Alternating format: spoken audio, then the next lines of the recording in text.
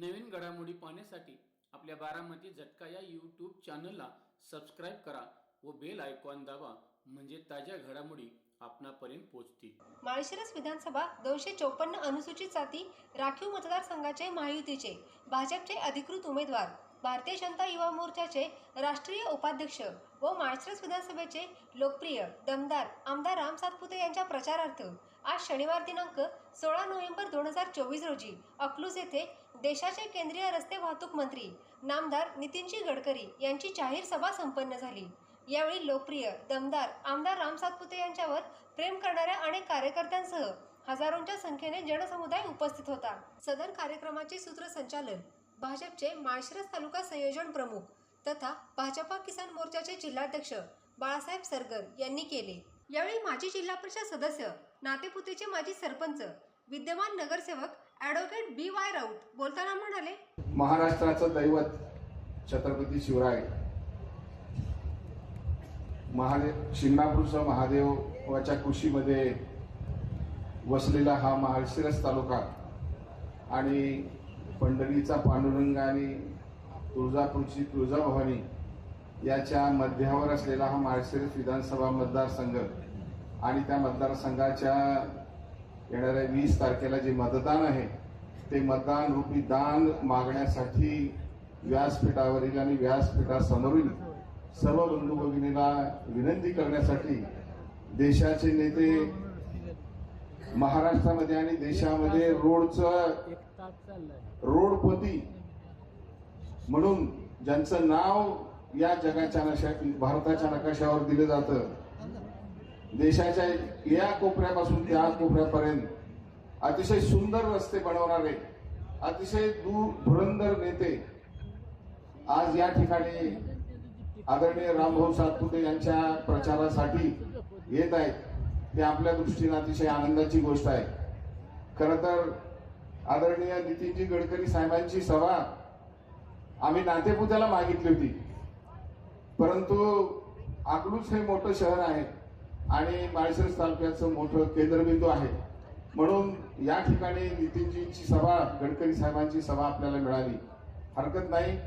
आज देशामध्ये मोदीजींचं सरकार गेले 10 वर्ष अतिशय ताकदीनं, अतिशय दमदारपणे जगाच्या नकाशावर वेगळा ठसा उमटवणारं काम मोदीजींच्या नेतृत्वाखाली भारतीय जनता पक्ष निश्चितपणाने करत आहे.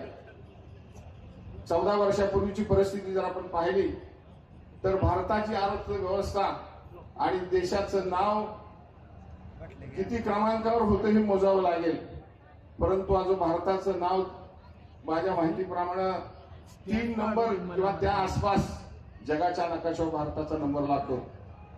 आज मोठे मोठे देश अर्थव्यवस्थेच्या ह्याच्यामध्ये खिळखिळी झालेली दिसताना, अर्थव्यवस्था खिळखिळी झालेली असताना सुद्धा मोदीजींनी गेल्या 10 वर्षामध्ये 2014 पासून अतिशय ठामपणाने देशाची अर्थव्यवस्था सांभाळली आणि देशाच्या अनेक क्षेत्रामध्ये उत्तुंग असं काम या देशामध्ये करून दाखवलं. मला आठवतं की राजीवजी गांधी जेव्हा पंतप्रधान होते तेव्हा त्यांचं एक वाक्य मला आठवतं, काँग्रेसचे माजी पंतप्रधान कैलासवासी, की अकलूजच्या एका सर्वसामान्य माणसाला दिल्लीमधून 1 रुपया जर पाठवला तर त्या माणसापर्यंत फक्त 15 पैसे पोहोचतात.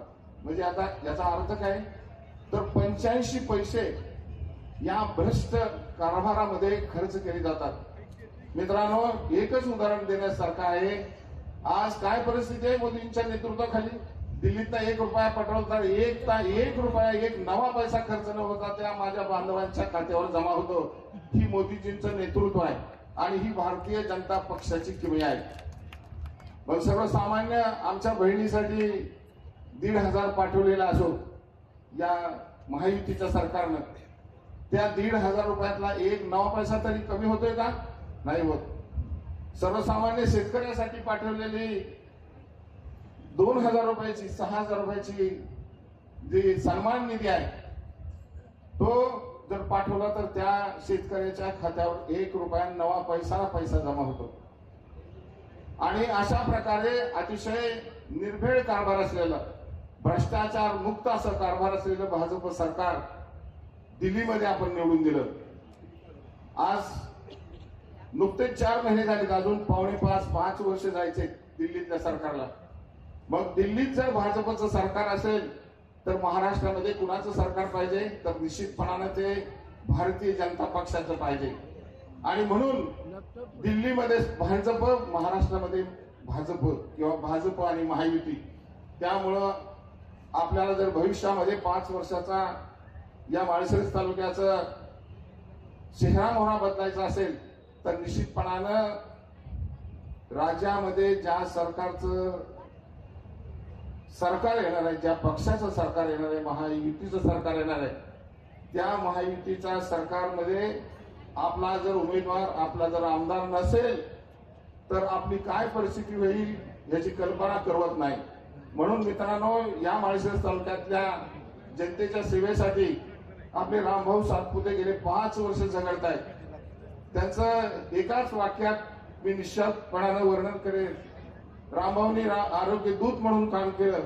एका सर्वसामान्य कुटुंबातला, बीड जिल्ह्यातला एक मुलगा संघर्षातून, विद्यार्थी संघटनेच्या माध्यमातून, त्याचप्रमाणे युवकांचं नेतृत्व करून महाराष्ट्रामध्ये नाव कमावतो आणि फडणवीस साहेबांसारखं धूर्त व्यक्तिमत्वाच्या जवळ जातो आणि त्याचा विश्वासू सहकारी म्हणून काम करतो. आणि त्याच्या जोरावर गेल्या 5 वर्षामध्ये रामभाऊ साधकांनी अतिशय धाडसानं 2,500 ते 3,000 कोटीचा निधी या माळशिरस तालुक्यात आणला आणि खूप प्रगती केली. मी जास्तीचं बोलणार नाही, परंतु रामभाऊचं वर्णन करताना एकच वर्णन करेल, जे का रंजले गांजले त्याशी म्हणे जो आपुले. या वर्णन करून मी त्यांच्यासाठी मतदान येत्या वेळी 20 तारखेला कमळाच्या चिन्हासमोरचं बटन दाबून आपण मतदान करावं आणि त्याला मोठ्या मताधिक्याने निवडून द्यावं, अशा प्रकारची भावना मी या ठिकाणी व्यक्त करतो आणि थांबतो. जय हिंद, जय महाराष्ट्र.